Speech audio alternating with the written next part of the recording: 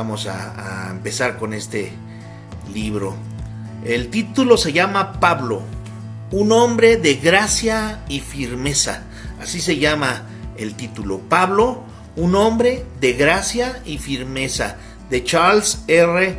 Swindoll.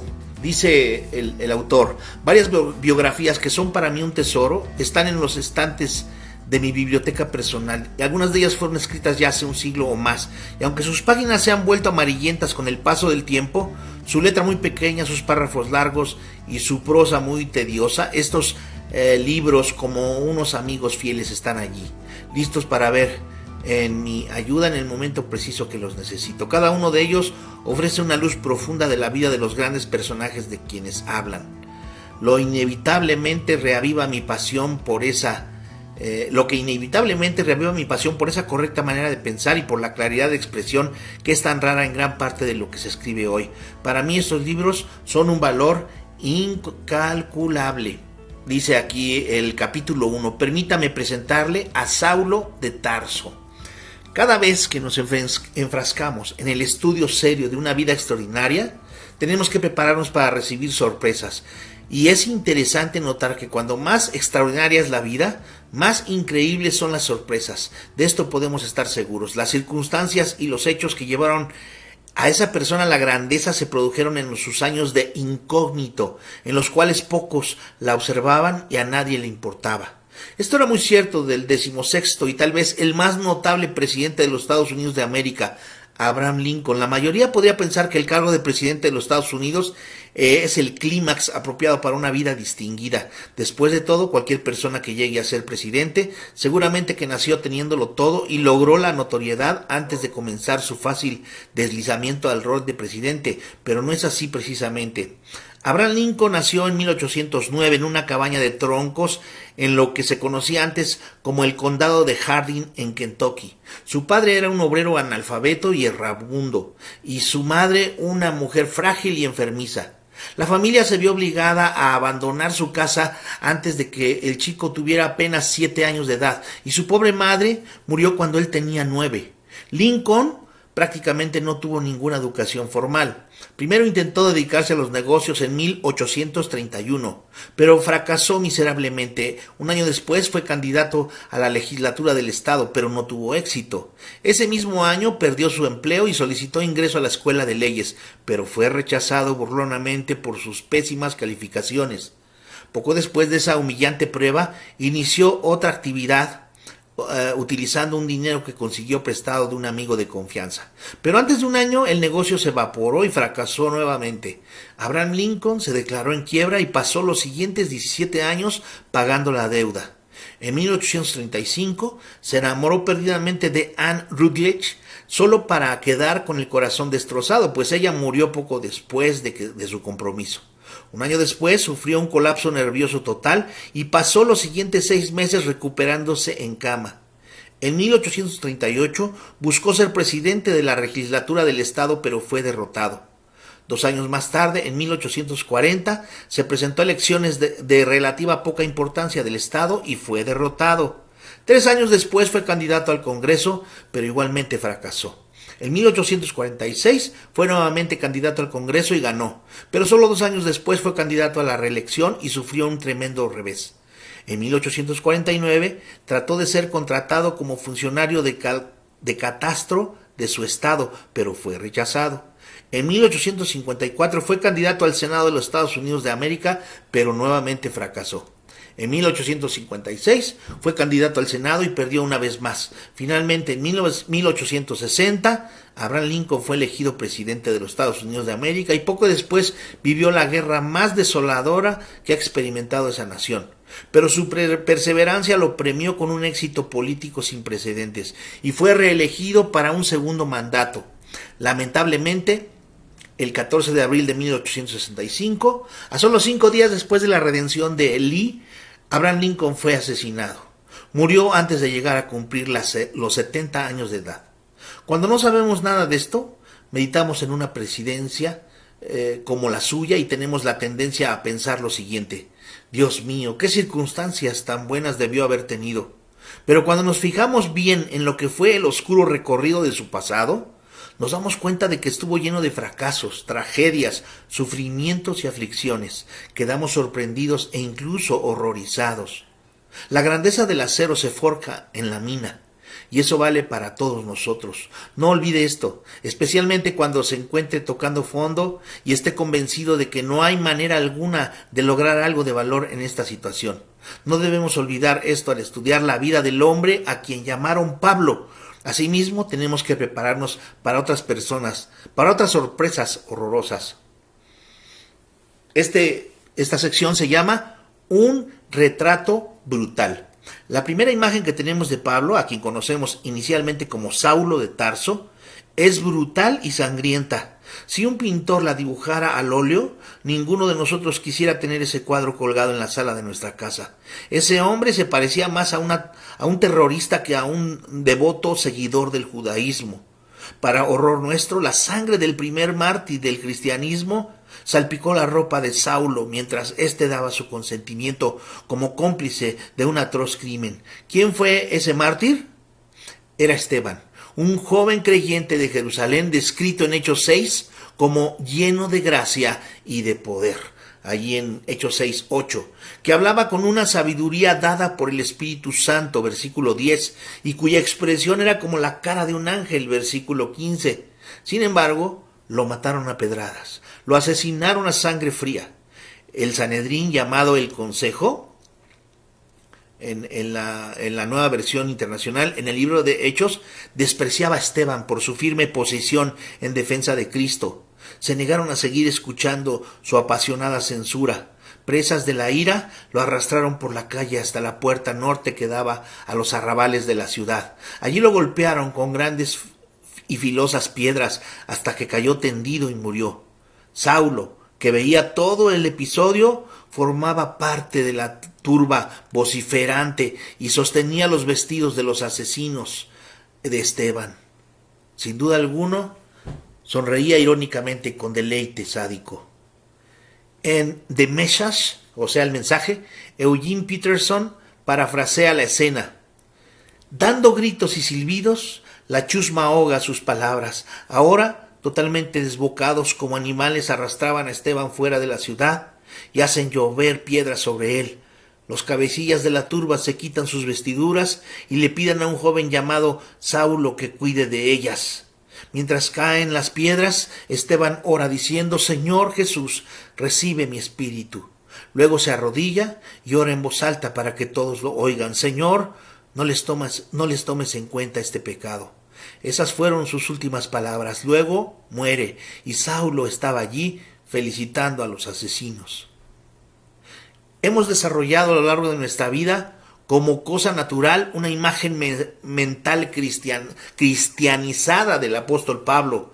Después de todo, fue él quien nos dio las 2 epístolas a los Corintios. También escribió Romanos, la carta magna de la vida cristiana. Fue el autor de esa libertadora carta a los Gálatas, exhortándolos a ellos y también a nosotros a vivir en la libertad que proporciona la gracia de Dios. Y también escribió las llamadas epístolas carcelarias y las epístolas pastorales, tan llenas de sabiduría y tan ricas de significado. Basado en todo esto, usted podría pensar que Pablo amó siempre al Salvador desde la cuna. ¿Qué va? Pablo odiaba el nombre de Jesús, tanto así que se convirtió en un provocador violento y declarado que perseguía y asesinaba a cristianos por lealtad al Dios del cielo. Por más horroroso que parezca, jamás debemos olvidar el infierno de donde venía. Cuanto mejor comprendamos la ceguera de su pasado, mejor comprenderemos lo agradecido que él estaba por la gracia recibida de Dios. Eso es importante, hermanos, lo voy a repetir. Cuanto mejor comprendamos la ceguera de su pasado, mejor comprenderemos lo agradecido que él estaba por la gracia recibida de Dios. El primer retrato de la vida de Pablo que nos presentan las Escrituras no es el de un pequeño bebé tiernamente arrullado en los brazos de su madre, ni tampoco lo pintan como un joven judío corriendo y saltando con sus amigos del barrio por las estrechas calles de Tarso. El primer retrato no es siquiera el de un joven y brillante estudiante El primer retrato no es siquiera el de un joven y brillante estudiante de leyes devotamente sentado a los pies de Gamaliel. Tales imágenes solo nos harían pensar equivocadamente que él disfrutó de un pasado como de cuento de hadas. Por el contrario, lo vemos por primera vez simplemente como un joven que se llamaba Saulo, cómplice del brutal asesinato de Esteban y que consentía en su muerte. Está ahí en Hechos 7:58 y en el capítulo 8:1. Ese es el Pablo que tenemos que observar para comprender las gloriosas verdades de las epístolas del Nuevo Testamento que él escribió. No es extraño entonces que más tarde llegara a ser conocido como el apóstol de la gracia. Tenemos que reconocer, si nos trasladamos al lugar de su nacimiento y de su niñez, que su ambiente no estuvo marcado por la ira y la violencia. La vida para Pablo comenzó en realidad de manera muy pacífica. Título de sección dice: una ciudad no insignificante. A la verdad, yo soy judío, ciudadano de Tarso de Cilicia, una ciudad no insignificante. Pablo lo declaró una vez con una magistral demostración de exagerada modestia. Un estudio detenido de la antigua Tarso revela que la ciudad natal de Pablo no era ningún pueblucho insignificante, sino una activa metrópoli de muchas culturas y con comercio internacional. Su situación estratégica explica su importancia, su fama y riqueza. Dice, ahí encontramos a Tarso, localizada en el centro de la provincia de Cilicia, el lugar donde nació Saulo, ubicada aproximadamente a unos 19 kilómetros de distancia de las resplandecientes playas del Mediterráneo. Tarso estaba abrigada por la imponente cordillera de Taurus, una fila de montañas escarpadas que van desde el litoral hasta el norte, proveyendo un vasto escudo protector alrededor de la ciudad. Debido a que la ciudad se encontraba cerca de un puerto marítimo, Tarso se convirtió en una importante ruta comercial para las caravanas que llevaban mercaderías del oriente hasta Roma, en el occidente. El viaje requería que se pasara a través de los portales de Cilicia, un impresionante trayecto de estrechos pasajes cincelados a través de los montes Taurus que quedaban por encima de Tarso. La flor innata de toda esta diversidad cultural y comercial colmó la vida de Saulo mientras éste crecía en la fascinante ciudad de su nacimiento. Aunque había quedado huérfano de madre a la edad de 9 años, por ser el hijo de un prominente fabricante de tiendas, Saulo se convirtió en el beneficiario de un legado religioso e intelectual igualmente rico. John Pollock, autor de The Apostle, A Life of Paul, el apóstol, la vida de Pablo, describe hábilmente algunos aspectos de la infancia y la educación de Saulo. Y dice este libro: los padres de Saulo eran fariseos, miembros del grupo más favoroso en cuanto a nacionalismo judío. Los padres de Pablo eran fariseos, miembros del grupo más fervoroso en cuanto a nacionalismo judío y el más estricto en su obediencia a la ley de Moisés.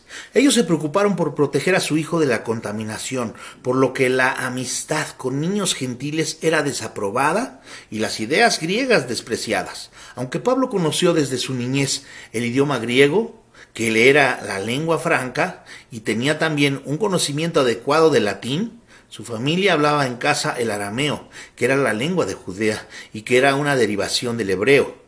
Ellos miraban a Jerusalén como el Islam mira hacia la Meca, y el privilegio que tenían de ser personas libres de Tarso y ciudadanos romanos no era nada comparado con el sublime honor de ser israelitas, el puerto de la promesa, el pueblo de la promesa, el único al que el Dios vivo había revelado su gloria y sus planes. Al llegar a la edad de 13 años, Pablo ya dominaba la historia del pueblo judío, la poesía de los salmos y la majestuosa literatura de los profetas. Su oído había sido entrenado para la precisión más absoluta y una mente rápida como la suya estaba en la capacidad de retener al instante y a la perfección todo lo que oía, de la misma manera que una moderna mente fotográfica retiene todo lo que contiene una página escrita. Pablo estaba ya preparado para recibir una instrucción superior. Todo eso a la edad de 13 años. Pollock en el mismo libro sigue diciendo: un fariseo estricto no involucraba a su hijo en la filosofía moral pagana, Por eso probablemente en el año en que murió Augusto, el 14 después de Cristo, el adolescente Pablo fue enviado por mar a Palestina y remontó las colinas hasta Jerusalén. Durante los siguientes 5 o 6 años se sentó a los pies de Gamaliel, el nieto de Gilel, el maestro supremo que pocos años antes había muerto a la edad de más de 100 años, con el delicado y gentil Gamaliel que contrastaba con los líderes de la escuela rival de Shammai. Pablo aprendió a analizar minuciosamente un texto hasta lograr una gran cantidad de posibles significados, de acuerdo con la opinión reputada de generaciones de rabinos. Pablo aprendió a debatir en el estilo de preguntas y respuestas del mundo antiguo que se conoció como diatraba, y a interpretar, ya que un rabino era no solo parte predicador, pero también parte abogado, que acusaba o defendía a quienes quebrantaban la sagrada ley. Pablo sobrepasaba a sus contemporáneos, pues poseía una mente poderosa que podía conducirlo a tener un asiento en el Sanedrín, en el salón de las gemas refinadas, y convertirlo en un principal de los judíos. Cuando hago esto es que está entre comillas, ¿verdad? Saulo, o sea Pablo, vivía esperando el día en que se convertiría en miembro del Supremo Tribunal Judío, conocido entonces como el Sanedrín. Esos 71 hombres juntos gobernaban la vida y religión judías. Sentados en bancos curvos en una sala tribunalicia, precisamente en el lugar donde oyeron a Esteban dar su valerosa aunque aciaga confesión de fe. Saulo, convertido ya en un exitoso abogado en el bullicioso tribunal de Jerusalén, fue muy probablemente parte del auditorio que escuchó la defensa de Esteban. Sin embargo, no imaginaba entonces ni remotamente de qué manera Dios iba a utilizar los hechos que llevaron finalmente al joven discípulo a la muerte, para cambiar dramáticamente su vida e impactar la historia del cristianismo. Título: Una confrontación infructuosa. Desde el día de Pentecostés, registrado en Hechos 2, Jerusalén había estado envuelta en una actividad religiosa inusitada. Cuando los apóstoles, ahora más osados, predicaban las buenas nuevas de Cristo, eran más los que se convertían. Todo estaba cambiando, aún las tradiciones más arraigadas. Los judíos que vivían en Jerusalén y también los peregrinos de otras partes que estaban de visita, abrazaban literalmente por millares la fe cristiana. Los intolerantes líderes religiosos judíos estaban enfurecidos por lo que estaban viendo. Ya era más que suficiente. Por esto, según Hechos 5:18, echaron mano a los apóstoles y los pusieron en la cárcel pública. Estos apóstoles, llenos del Espíritu Santo, tenían encolerizada la clase religiosa gobernante. Pero no veamos la escena a través de un lente demasiado cristiano, sino veámosla mejor desde la perspectiva de la gente de Jerusalén. Era un momento exasperante para el Sanedrín. Sus intentos de silenciar a los seguidores de Jesús crucificando a su maestro había fallado. Por tanto, encarcelar a estos fanáticos religiosos parecía ser la mejor estrategia para evitar el futuro proselitismo de los judíos. Pero eso tampoco funcionó. Y para colmo de males para los funcionarios religiosos, sucedió algo milagroso. Dice Hechos 5, del 19 al 21. Pero un ángel del Señor abrió de noche las puertas de la cárcel y al conducirlos fuera dijo: id, y de pie en el templo hablad al pueblo todas las palabras de esta vida. Habiendo oído esto, entraron en el templo al amanecer y enseñaban. Eso sí que fue salirles el tiro por la culata. Los líderes religiosos pensaban que habían resuelto el problema de esos rebeldes, cuando de hecho solo los habían motivado para que volvieran a su predicación con más valentía que antes. Fue parecido a lo que sucedió después de la escena del Gólgota. Los líderes judíos estaban seguros de que el crucificar a Jesús le pondría fin a todo, pero no podían estar más equivocados. El cristianismo floreció después de la resurrección.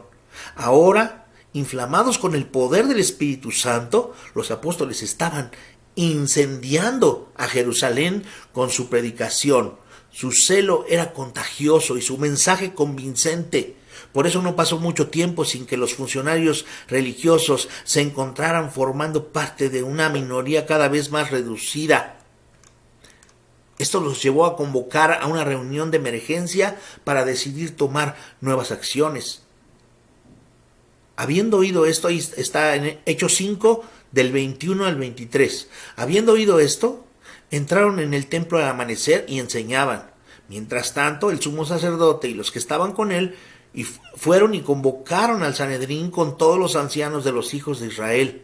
Luego enviaron a la cárcel para que fuesen traídos. Cuando los oficiales llegaron y no los hallaron en la cárcel, regresaron y dieron las noticias diciendo: hallamos la cárcel cerrada con toda seguridad y a los guardias de pie a las puertas, pero cuando abrimos no hallamos a nadie dentro. ¿No fue eso maravilloso? El ángel del Señor había abierto las cerraduras de la cárcel, liberando a los apóstoles y echando de nuevo el cerrojo.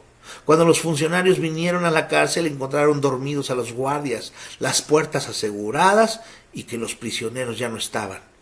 Con toda seguridad, Saulo era uno de los que habían escuchado el inquietante informe. En este grupo debieron estar todos los miembros del Sanedrín, más los estudiantes avanzados de derecho, los consejeros e incluso tal vez los criados. No queriendo perderse nada de lo que estaba sucediendo, Saulo se empapó de todos los detalles a medida que se desarrollaban los acontecimientos.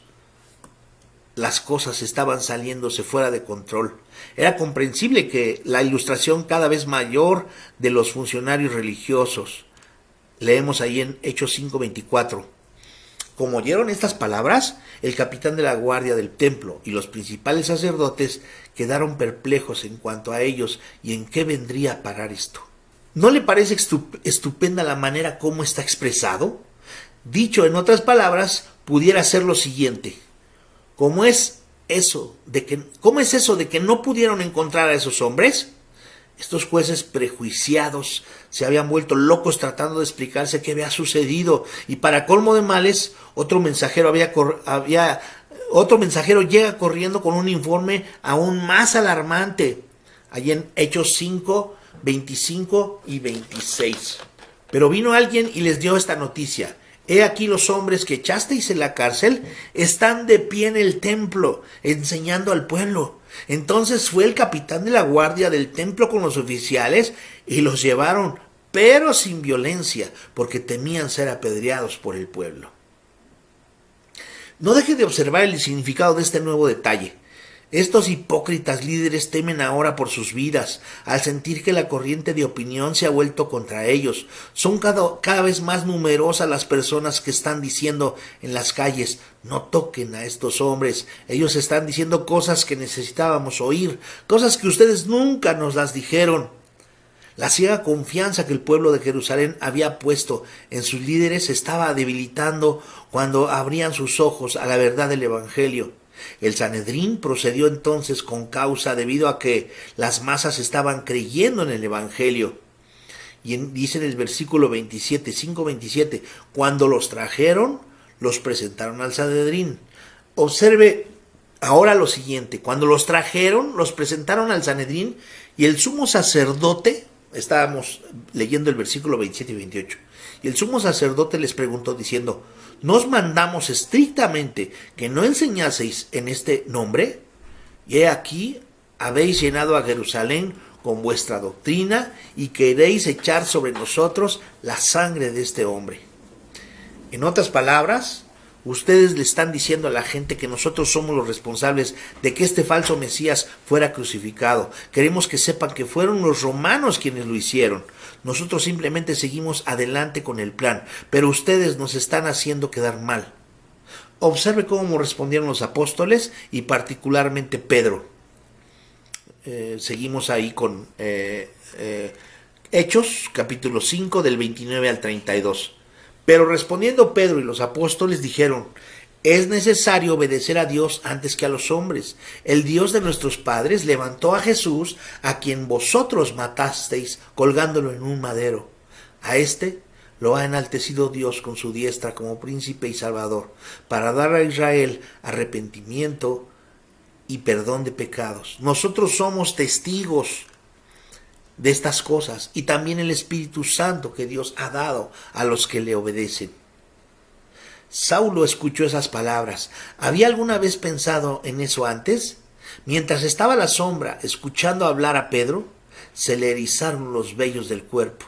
Este joven y devoto fariseo, hebreo de hebreos, escuchaba indignado, mientras el ignorante pescador llamado Pedro hablaba del ahora muerto Jesús que decía ser Dios.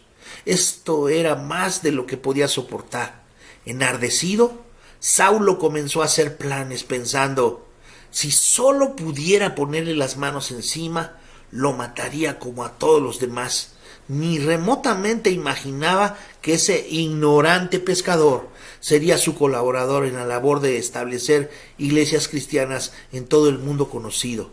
Pero antes de que Saulo preparara una agresión contra ese hombre y sus compañeros, Dios intervino con otro sorprendente giro de acontecimientos, mientras el mentor de Saulo se hallaba de pie. Título: Un aliado inesperado. Hechos 5, 33 y 34 dice, los que escuchaban se enfurecían y deseaban matarles. Entonces se levantó en el Sanedrín cierto fariseo llamado Gamaliel, maestro de la ley, honrado por todo el pueblo, y mandó que sacasen a los hombres por un momento. Espere un momento. ¿Quién es Gamaliel? Saulo había sido discípulo de este hombre mientras estudiaba en Jerusalén. Él testificó que había sido instruido a los pies de Gamaliel, Hechos 22:3. Se había sentado a los pies de Gamaliel durante su preparación formal en jurisprudencia judía. Miraba con ansiedad y asombro a su maestro en acción. Es como el estudiante de leyes que, después de haberse graduado, visita la sala de un tribunal para observar a su admirado profesor ejerciendo de abogado. ¡Qué momento tan especial para Saulo! Tal vez esperaba palabras violentas de condena contra Pedro, pero sucedió todo lo contrario. Les decía, paréntesis hermanos, en esta lectura, les decía, me gusta mucho cómo lo narra Charles Swindoll y además llena el ambiente de ese momento con las posibles opciones que podrían estar ahí y que los historiadores dicen que fueron ciertas. Seguramente Pablo escuchó el discurso de Pedro, seguramente Pablo estaba elucubrando ya un plan en contra de los apóstoles. Y me gusta mucho cómo lo presenta, porque dice que era el abogado, como un abogado más, ¿verdad? Vamos a seguir. Dice, entonces les dijo, hombres de Israel, cuidaos vosotros de lo que vais a hacer a estos hombres, porque antes de estos días se levantó Teudas, diciendo que él era alguien. A este se unieron como 400 hombres, pero él fue muerto, y todos los que le seguían fueron dispersados y reducidos a la nada. Después de este se levantó Judas, el Galileo, en los días del censo, y arrastró gente tras sí. Aquel también pereció, y todos los que le seguían fueron dispersados. En el presente caso, os digo, apartaos de estos hombres y dejadles ir, porque si este consejo o esta obra es de los hombres, será destruida. William Barclay llama a Gamaliel, o sea, el escritor William Barclay llama a Gamaliel un aliado inesperado. En medio de ese ambiente de irritación e irracionalidad, este sabio y experimentado maestro se pone de pie tranquilamente y hace esta advertencia. Tengan cuidado, no se apresuren a hacer juicio. Eso es lo que expresan sus palabras cuando dice, apartaos de estos hombres, ahí en Hechos 5:39, apartaos de estos hombres y dejadles ir, porque si este consejo o esta obra es de los hombres, será destruida. Pero si es de Dios, no podréis destruirles, no sea que os encontréis luchando contra Dios. El joven fariseo sacude la cabeza con incredulidad. Se suponía que este hombre era un vocero del judaísmo. Él me enseñó mucho de lo que sé sobre el judaísmo y la ley y me preparó para hacer precisamente lo que estoy haciendo. Maestro Gamaliel, ¿usted ha perdido la cabeza? Saulo, desde luego, no tenía manera de saber qué sería esa clase de tranquilo razonamiento, lo que le evitaría volverse loco cuando más tarde enarbolara la antorcha para Cristo. Le haría recordar que aquellos que luchaban contra él estaban en realidad luchando contra Dios. Pero en ese momento no sabía nada de eso. Estaba furioso, sumamente furioso. No podía creer que el Sanedrín aceptara esa tranquila reflexión y que considerara la posibilidad de aflojar la mano con esos infieles. Pero eso fue exactamente lo que hicieron. Permítame hacer una digresión aquí. Yo pienso que Pedro siguió vivo en ese momento y en los años siguientes, gracias a la sabia intervención de Gamaliel. Creo que ese aliado inesperado le salvó la vida, ya que Saulo y los demás habrían lapidado a todos los acusados, pero el Señor intervino misericordiosamente utilizando las palabras de un sabio maestro para preservar la vida de aquellos que más tarde tendrían un papel estratégico en la formación de la iglesia cristiana. Recuerde esto cuando sienta que su situación es irremediable. No importa lo que usted enfrente, Dios sigue estando en control, dirigiendo de manera silenciosa y soberana todas las cosas dentro de su plan perfecto. El Señor tiene a sus Gamaliel preparados para intervenir, y ellos aparecerán en el preciso momento en que sus palabras causen el mayor impacto. Muy prudentemente, los líderes religiosos hicieron caso al consejo de Gamaliel. La Biblia nos dice que después de azotarles, les prohibieron hablar en el nombre de Jesús y los dejaron libres. Versículo 40. Espere un minuto. Eso no es justo. ¿Qué derechos tenían de azotar a esos hombres si estaban planeando dejarlos en libertad? La intención del Sanedrín fue hacerles una severa advertencia. Si les despellejamos la espalda, tal vez no lo olvidarán. Hablamos en serio, desistan. A propósito, ¿cómo respondería usted en una situación así? ¿Se habría escondido en el corredor de atrás si su gente fuera puesta en fila y despellejada como consecuencia de una paliza? ¿Habría buscado la manera de escabullirse por la puerta cuando nadie lo viera? La flagelación era una tortura terriblemente dolorosa y humillante. ¿No habría usted tratado de escapar? Es aquí donde aumenta nuestro respeto por estos hombres. Observemos cómo responden. Hechos 5, 41 y 42. Por lo tanto, ellos partieron de la presencia del Sanedrín, regocijándose porque habían sido considerados dignos de padecer afrenta por causa del nombre. Y todos los días en el templo y de casa en casa no cesaban de enseñar y anunciar la buena nueva de que Jesús es el Cristo. ¡Wow! Gloria a Dios. ¡Qué valor tan admirable! La sangre de sus heridas casi no se había secado antes de que estuvieran de nuevo predicando de Cristo. En tanto que nosotros los respetamos, Saulo los odiaba por eso. Esto fue lo que lo llevó a tomar una actitud aún más agresiva contra ellos, lo cual reconoció en su defensa ante Agripa. Hechos 26, 10, 11. Está hablando Pablo. Y esto hice en Jerusalén, habiendo recibido autorización de los principales sacerdotes. Yo encerré en cárceles a muchos de los santos, y cuando les mataban, yo di mi voto contra ellos. Muchas veces, castigándoles en todas las sinagogas, procuraba obligarles a blasfemar, y enfurecido en extremo contra ellos, los perseguía hasta en las ciudades extranjeras. Lea esas palabras otra vez. No era una oratoria intelectual suave y baladí. Pablo se había convertido en un fariseo violento y decidido, en un hombre con un objetivo preciso. Más tarde haría una confesión parecida a Timoteo, su hijo en la fe. Primera carta de Timoteo 1, 12 y 13. Doy gracias al que me fortaleció, a Cristo Jesús nuestro Señor, porque me tuvo por fiel a ponerme en el ministerio, a pesar de que antes fui blasfemo, perseguidor e insolente. Sin embargo, recibí misericordia porque, siendo ignorante, lo hice en incredulidad. ¿Qué le parecen estas palabras para una breve autobiografía de Saulo? Ese fue el mismo hombre que escribiría después acerca de la gracia y la misericordia de Dios. Es el hombre al que un día las penetrantes palabras lo abrumarían de emoción hasta dejarlo sin palabras y que se convertirían para él en la fuerza motivadora de su devoción y entrega a Cristo. Contra Dios no se puede luchar. predicaría después a sus oponentes. Pero hasta que la gracia de Cristo lo atrapó, se opuso violentamente a todos y a todo lo referente al camino. Y note que lo hacía en el nombre de Dios. Por eso nada es más aterrador ni más perverso que un terrorista religioso. Lo que hacen lo justifican en el nombre de Dios. Saulo no era la excepción. Este hombre, en cuanto a la justicia de la ley, dice irreprensible, dice ahí en Filipenses 3:6.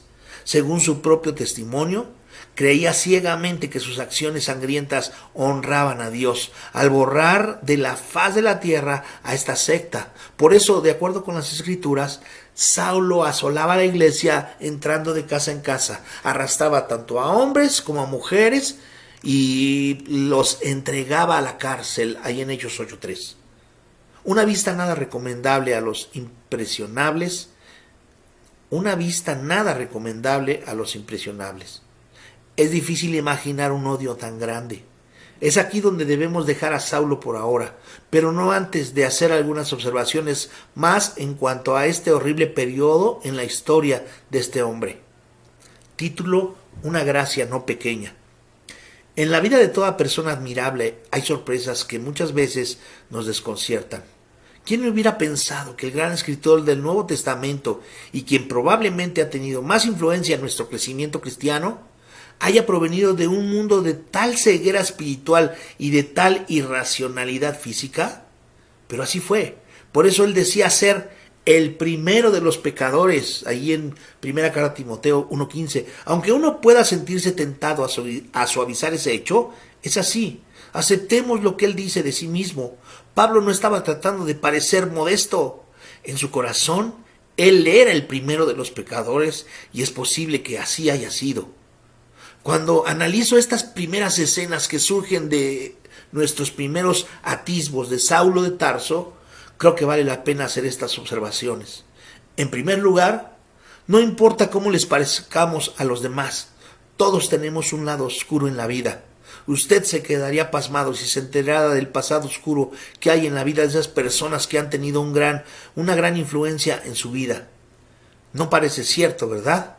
Todos somos pecadores por nacimiento, por naturaleza y por elección.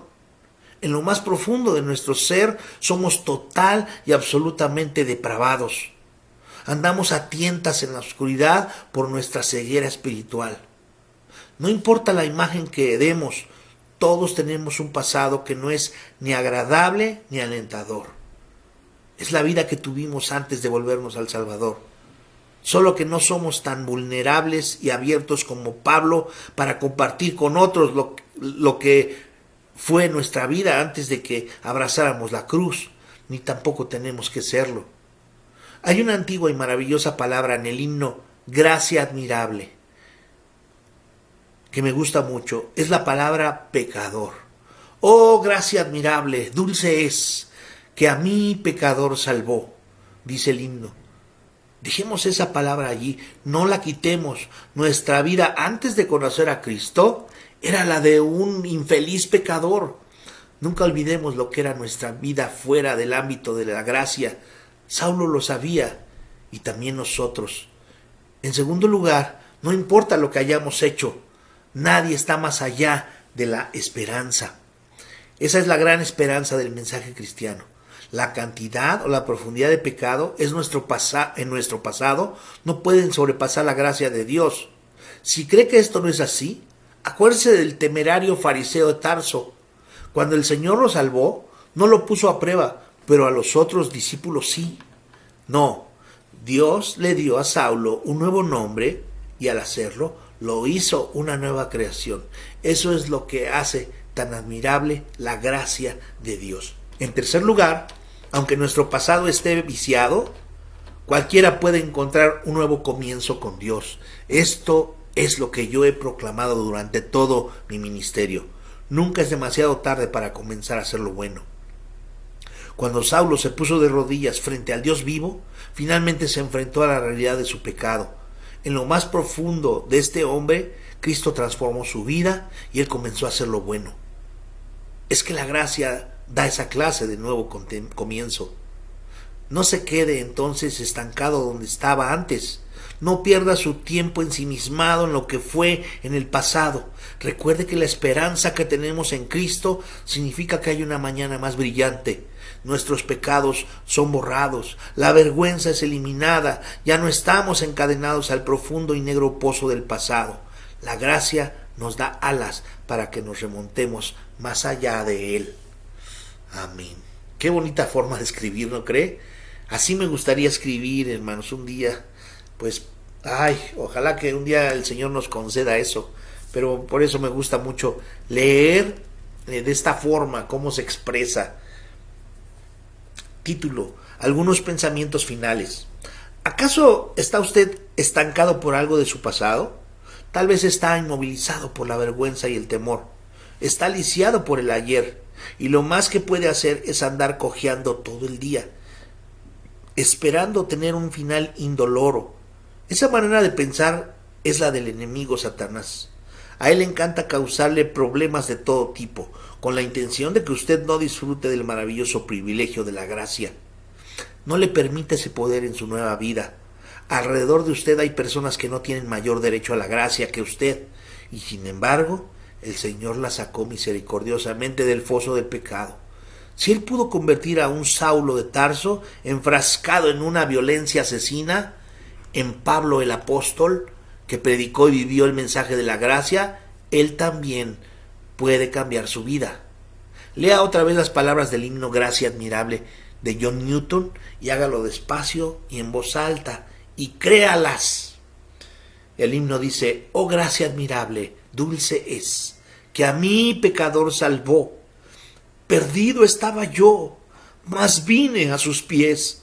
Fui ciego, visión me dio. La gracia me enseñó a temer. Del miedo libre fui. Cuán bella esa gracia fue en mi ser, la hora en que creí. Peligro, lucha y tentación, por fin los logré pasar. La gracia me libró de perdición y me llevará al hogar. El himno lo dice todo, ¿no le parece? Habla de nuestra pecaminosidad, de nuestra liberación del temor, de la gracia que recibimos para llegar al hogar celestial. Lea de nuevo las palabras. ¿Conoce el himno? Entonces cántelo para usted mismo. Si lo escucha bien, escuchará a Pablo cantándolo con usted. Hermanos, pues llegamos al final del primer capítulo. El capítulo 2 se llama La violenta conquista de una voluntad rebelde. Los espero el próximo viernes. Así lo quiero dejar así picado para que nos siga escuchando. Qué capítulo tan más interesante, hermanos. Ojalá usted me pueda decir sus comentarios antes de despedirme. Voy a dar 30 segundos más para que usted me diga qué le está pareciendo el libro. Como le dije, el libro, déjeme repetirle el título: Un hombre de gracia y firmeza, Pablo. Primero, obviamente, estamos viendo a Saulo de Tarso, pero el apóstol Pablo, el llamado religioso convertido, pues es el que estamos leyendo, hermanos. Y ya terminamos el capítulo 1. Que Dios sea con usted, que Dios le bendiga y que tenga descanso, hermano. Nos vemos pronto.